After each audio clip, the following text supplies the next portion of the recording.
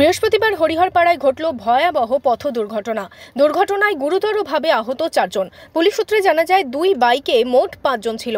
গতিবেগ সামলাতে না পেরে দুটি বাইকের মুখোমুখি সংঘর্ষ ঘটে। ঘটনাটি ঘটেছে নওদার গঙ্গাধারী এলাকায়। পরিবার সূত্রে জানা যায়, 4 জন আহতদের মধ্যে 3 জনের বাড়ি ডোমকলের ঘোড়ামারা এলাকায়। এই 4 জনের মধ্যে একজন নাবালক রয়েছে, যার বাড়ি হরিহরপাড়ার নিয়ারবাগান এলাকায়। পুলিশ সূত্রে জানা যায়, কারোর মাথায় হেলমেট ছিল না। 4 জনকে প্রথমে ভর্তি করা হয় হরিহরপাড়া ব্লক প্রাথমিক স্বাস্থ্য কেন্দ্রে। অবস্থার অবনতি হওয়ায় মুর্শিদাবাদ মেডিকেল কলেজে স্থানান্তরিত করা হয়।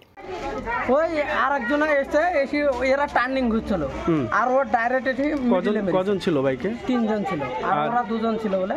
ওরা 2 জন, তো মোট 5 জন, তাই তো? কোন জায়গাটা এখানে হয়েছে? ওই হরিহরপাড়া যে স্কুলটা বলছে না, হাই স্কুল, ওই হাই স্কুল পার হয়ে এসে যে টার্নিংটা হয়েছে।